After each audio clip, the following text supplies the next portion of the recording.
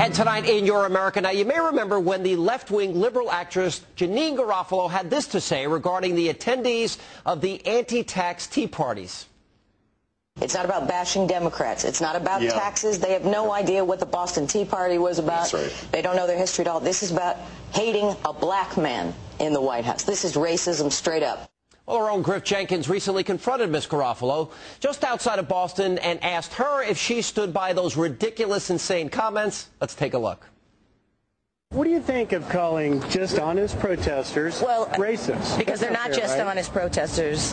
They were indeed motivated a lot by racism. You saw some of those signs, did you not? And if they are upset about fiscal imprudence, where were they for the last 8 years? But you don't know they're racist. I have a good sign. What about that one sign that said, "What you're talking about, Willis"? What do you think about that sign? I didn't say that. I'm just asking you. Right. What do you say to the people that say, all right, you owe those people an apology? I don't. So they're going to have to wait a long time. So I'd say I don't. And what about to the people that say that NBC should not let, your comments go unchallenged?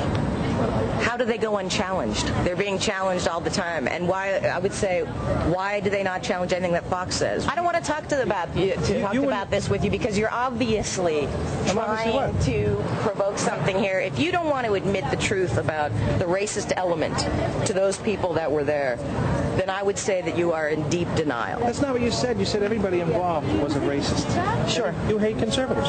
That's the bigotry that you condemn. They are not conservatives. Barry Goldwater is a conservative. The Conservative Party has not been the Conservative Party since 1980. There is no tenets of the conservative movement. Why are you even here? What are you guys? I'm going to get Starbucks. You guys are ridiculous. Yeah, that's what we are. You're saying what the movement was about. Where are you guys from? What's your thing? Yeah, it was racist. How so, though? That's all I'm asking. Because if it's about fiscal imprudence, why were they not protesting for the last 8 years under the Bush spending? Where were they? Why did they have no problem with that? And again, no need to apologize. No. I'm not talking about this anymore. I stand by my words. I do not apologize. Everybody at a Tea Party are racist. Yes, everybody I saw at that Tea Party are racist. Amazing. It is amazing, isn't it? It's amazing. How dare I? There you have it. Griff Jenkins joins me now. Griff, boy, this one angry liberal, if I've ever seen one. To walk us through how this all happened.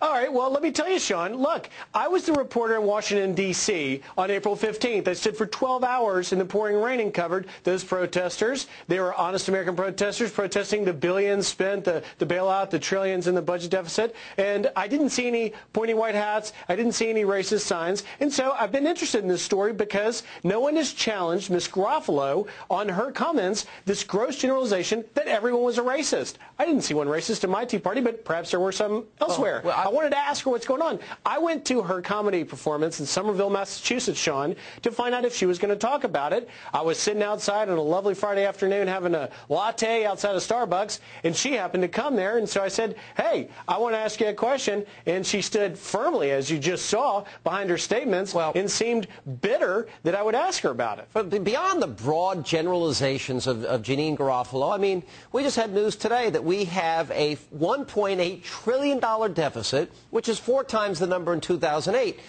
But she makes these broad generalizations. She's unchallenged, as you pointed out, by NBC News. Now, they're supposed to be a credible news organization. You would think that if they're going to make these accusations, I was in Atlanta, over 20,000 people. I saw signs, lower our taxes. I didn't see one racist sign, one racist person by anybody anywhere. So, what does that say about a news organization that would allow her to go unchallenged? Well, it certainly surprises me. I mean, look, the host just says, oh, okay, yeah, they're all racist about hating a black man. Let's just move on. What? Are you kidding me? And then there's no follow-up from any other representative from that network or another one. So I think it was very legitimate to go and ask her about it. Now, let me just tell you, I don't go on the air and call a woman bitter because I'm not sure that that's nice, and that's not the way my mom and dad raised me. But I watched her more than 50 minutes comedy show, which was about anti-religion, anti-marriage, anti-children. She's mad about things. She's pessimistic. She has serious issues, in my opinion. She came out with her hair kind of cut, and she said she was so nervous that Tea Party protesters were going to disrupt her comedy routine that she cut chunks out of her hair. I don't understand. It's like I wanted to just say, be happy. Sean, she started the show with this quote. if there's any tea baggers here, welcome. And as always, white power. Oh, it's unbelievable that she would do that. I have some experience. I actually went over to a radio studio once, and I tried to be on a radio show, have a civil discussion. I mean, it seems that this is very characteristic of the left, and she spent most of the time in the breaks, you know, on the floor, petting her dog and laying next to her dog. I mean, it's just bizarre. But I see this with Bill Maher, for example. Bill Maher has become an angry, bitter guy. You know, we saw this in these comments that we were just discussing, you know, with Wanda Sykes over the weekend. We see this with Garofalo. If Republicans or conservatives ever use the same type of humor or language, there would be calls immediately to have them removed from the airways. So that's where the double standard lies, right? Well, it certainly seems so to me. Why is she or any other liberal so mad? I mean, look, I'm fair and balanced. I'm a reporter. I'm just looking at it objectively going, what else do you want? You have a very charismatic president who is making lots of decisions in the White House. You have control of the Senate. You have a filibuster-proof Senate. You have control of the House. You have a first woman as the Speaker of the House. What else do you want? To win the lottery? I think that's probably it. Griff, thanks for everything. Appreciate it. Well, pretty angry. By the way, Tom Brokaw, are you proud of your network? And